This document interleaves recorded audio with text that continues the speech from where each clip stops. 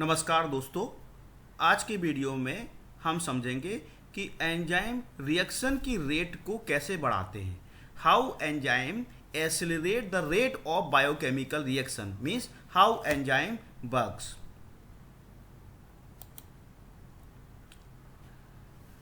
इसको समझने से पहले दो कॉन्सेप्ट हैं जिनको समझना बहुत ज़रूरी है। रिएक्शन दो टाइप की होती हैं, एक एक्सर्गोनिक रिएक्शन और दूसरी एंडरगोनिक रिएक्शन कहलाती है। एक्सर्गोनिक रिएक्शन वो रिएक्शन होती हैं जिसमें रिएक्टेंट के पास ज़्यादा एनर्जी होती है, प्रोडक्ट के पास एनर्जी का लेवल कम होता है। तो जब रिएक्टेंट से प्रोडक्ट बनता है तो एनर्जी रिलीज होती है। जबकि एंडरगोनिक रिएक्शन वो रिएक्शन होती हैं जिसमें रिएक्टेंट का एनर्जी लेवल प्रोडक्ट के एनर्जी लेवल से कम होता है, यानी बिना एनर्जी इनपुट के ये रिएक्शन स्पॉन्टेनियसली पॉसिबल नहीं है। इस ग्राफ में हमने एक्सर्गोनिक और एंडरगोनिक दोनों रिएक्शन को अलग अलग तरीके से प्रेजेंट किया है।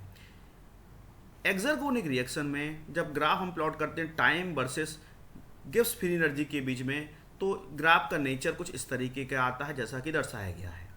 इसमें रिएक्टेंट जब प्रोडक्ट में चेंज होता है तो रिएक्टेंट का एनर्जी लेवल प्रोडक्ट के एनर्जी लेवल से ज़्यादा है और ये एनर्जी डिफरेंस डेल्टा जी से दर्शाया गया है, जहाँ पर डेल्टा जी की वैल्यू जो वो डेल्टा मतलब होता है difference. So energy difference between reactant energy level of reactant and product is called delta G. So ये रिएक्टेंट जब प्रोडक्ट में चेंज होता है तो उस रिएक्शन के पाथ को इस तरीके से दर्शाया गया कि वो रिएक्शन कैसे आगे बढ़ती है। इसे हम देख रहे हैं कि रिएक्शन का पाथ कुछ ऐसा है कि रिएक्टेंट पहले एनर्जी को गेन करता है और एक हाईएस्ट एनर्जी पीक तक पहुंचता है। इस हाईएस्ट एनर्जी पीक को ट्रांजिशन स्टेट कहते हैं। रिएक्टेंट जिस स्टेट में होता है उसको ग्राउंड स्टेट कहते हैं और एनर्जी को लेने के बाद ये मैक्सिमम एनर्जी पीक तक पहुंचता है जिसको ट्रांजिशन स्टेट कहते हैं। बाद में ये ट्रांजिशन स्टेट से एनर्जी रिलीज करता है और फिर चूंकि रिएक्शन का नेचर एक्सर्गोनिक है तो रिएक्शन और एनर्जी रिलीज करता है और प्रोडक्ट में चेंज होता है जिसका एनर्जी लेवल रिएक्टेंट के एनर्जी लेवल से बहुत कम है।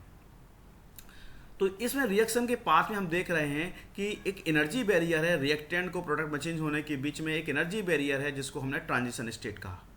Energy difference between the transition state मतलब maximum peak of the energy and the ground state is called transition state.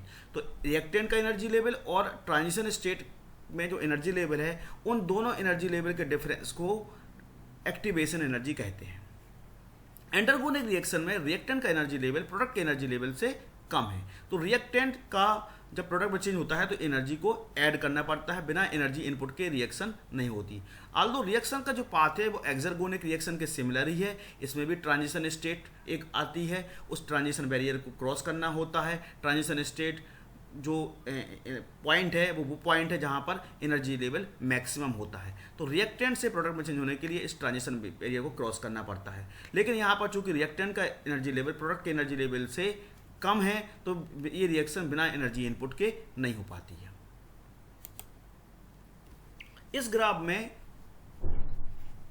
Enzymatic और नॉन एंजाइमेटिक दोनों रिएक्शन को दर्शाया गया है। ये ग्राफ फ्री एनर्जी चेंज और रिएक्शन कोऑर्डिनेट के बीच में खींचा गया है, प्लॉट किया गया है, जिसमें ब्लैक कलर का जो ग्राफ है वो अनकैटलाइज्ड रिएक्शन यानी जब एंजाइम नहीं है तब ग्राफ का नेचर क्या है, और ब्लू कलर का जो ग्राफ है वो तब है जब हम एंजाइम को ऐड कर देते हैं। यहाँ पर एस यानी सबस्ट्रेट, पी यानी प्रोडक्ट में चेंज हो रहा है। एस का एनर्जी लेवल पी के एनर्जी लेवल से ज़्यादा है, यानी ये रिएक्शन एक तरीके से एक्सर्गोनिक रिएक्शन है। लेकिन रिएक्शन का पाथ देखें तो कैटलाइज्ड और अनकैटलाइज्ड दोनों रिएक्शन में रिएक्शन का पाथ अलग अलग है। जो अनकैटलाइज्ड रिएक्शन है जिसको ब्लैक कलर से शो किया गया है उसमें एस जब एनर्जी गेन करता है तो ट्रांजिशन स्टेट में पहुंचता है और ये ट्रांजिशन स्टेट को अचीव करने के बाद ये पी में चेंज हो जाता है। सो एस यानी ग्राउंड स्टेट पर जब एस होता है उसका एनर्जी लेवल और ट्रांजिशन स्टेट पर जो पॉइंट है उसका एनर्जी लेवल में जो डिफरेंस है वो बहुत ज़्यादा है। वहीं जब हम एंजाइम को ऐड कर देते हैं तो ये जो रिएक्शन का पाथ है वो अलग तरीके से हो जाता है और ये एनर्जी डिफरेंस ट्रांजिशन स्टेट और ग्राउंड स्टेट के बीच में कम हो जाता है। ट्रांजिशन स्टेट और ग्राउंड स्टेट के बीच के एनर्जी डिफरेंस को एक्टिवेशन एनर्जी कहते हैं और ये डिफरेंस एंजाइमेटिक रिएक्शन में कम हो जाता है और एंजाइम अपने सबस्ट्रेट से बाइंड करके एंजाइम सबस्ट्रेट कॉम्प्लेक्स बनाता है। बाद में ये एंजाइम प्रोडक्ट कॉम्प्लेक्स में चेंज होता है और बाद में एंजाइम में चेंज हो जाता है। रिएक्शन का जो नेचर है वो एक्सर्गोनिक ही है, यानी एंजाइम रिएक्शन के नेचर को कोई चेंज नहीं करता। अगर रिएक्शन एक्सर्गोनिक है तो एक्सर्गोनिक ही रहती है, एंडरगोनिक है तो एंडरगोनिक ही रहती है। एंजाइम केवल रिएक्शन के पाथ को चेंज कर देता है और एंजाइम एक्टिवेशन एनर्जी को कम कर देता है, यानी जो ग्राउंड स्टेट और ट्रांजिशन स्टेट के बीच में जो एनर्जी डिफरेंस है उसको कम कर देता है और एनर्जी इस तरीके से ये रिएक्शन को एसिलरेट कर देता है। एंजाइम के पास जो रिएक्शन एक्टिवेशन एनर्जी को कम करने के लिए जो एनर्जी आती है वो आती है जब एंजाइम सबस्ट्रेट से बाइंड करता है। जब एंजाइम सबस्ट्रेट से बाइंड करता है तो बहुत सारे बॉन्ड बनते हैं जिससे एनर्जी रिलीज होती है जो इस एक्टिवेशन एनर्जी को कम कर देता है।